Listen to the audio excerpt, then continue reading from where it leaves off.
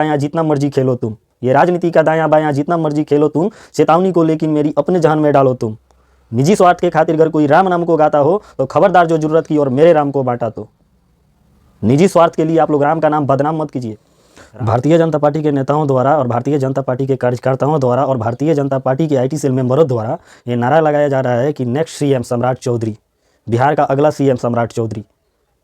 तो भैया, जिनके बातों का मोल ना हो, जिनके शपथ का कोई मोल ना हो, जिनके कथनी और करनी में दिल्ली आसमान का फ़र्क हो, वो बिहार का अगला CM नहीं होना चाहिए मेरे हिसाब से। अगला CM सम्राट चौधरी को ही नहीं बल्कि उन सभी व्यक्तियों को नहीं होना चाहिए जिनका ज़मीर मर चुका है, जो कहते तो कुछ और हैं और करते कुछ और हैं। वो सभी व्यक्तियों को मतलब कि CM नहीं बनना चाहिए जो किसी निजी स्वार्थ के बस निजी स्वार्थ बस किसी का चरण चुम्बन करने लगते हैं।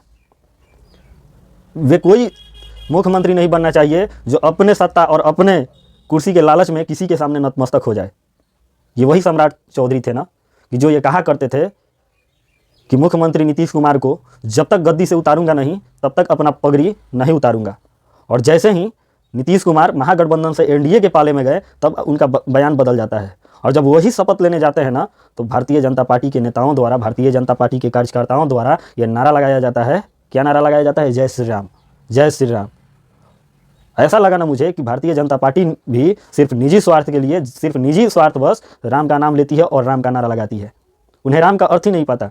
और वही नहीं, वो सम्राट चौधरी जो नीतीश कुमार को गद्दी से उतारने के लिए बड़ी बड़ी डींगे मारा करते थे, वो भी सम्राट चौधरी जय श्री राम का नारा लगाते हैं। अरे राम वो थे ना, राम वो थे कि पिता के एक वचन का मूल्य रखने के लिए 14 वर्षों का वनवास स्वीकार कर लिया था और अयोध्या का विशाल साम्राज्य को ठोकर मार दिया था। वही राम थे। जय श्री राम का नारा लगाइए, अच्छी बात है, लगाना चाहिए। जय श्री राम हम भी बोलते हैं, जय श्री राम का नारा लगना चाहिए। और सोते बैठते उठते हर समय राम का नाम लेना चाहिए, अच्छी बात है। राम का नाम लेना मतलब मोक्ष की प्राप्ति करना। लगाइए, खूब लगाइए। लेकिन राम कहने से पहले राम का थोड़ा सा चरित्र अपने अंदर ले आइए, तभी राम नाम सार्थक होगा।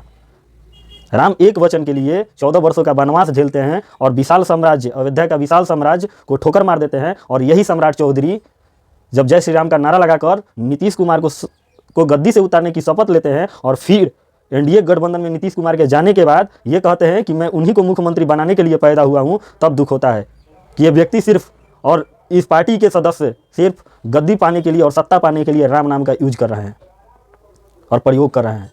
अगर राम को वास्तविक रूप से वो समझते और राम को मानते तो अपने शपथ, अपने लिए गए शपथ को अपने जमीर में जिंदा रखते और बोलते नीतीश कुमार को, नहीं आप जहाँ हैं वहीं ठीक है, आप जहाँ हैं वहीं ठीक है, हमने आपको गद्दी से उतारने की शपथ ली है।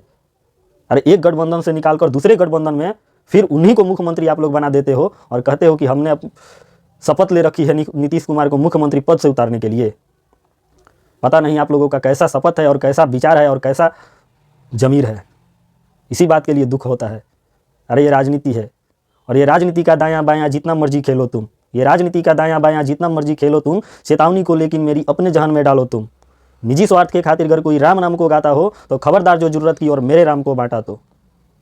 निजी स्वार्थ के लिए आप लोग राम का नाम बदनाम मत कीजिए। राम राम कहते हैं तो राम का मोल समझिए, राम नाम अर्थ समझिए कि राम हैं क्या।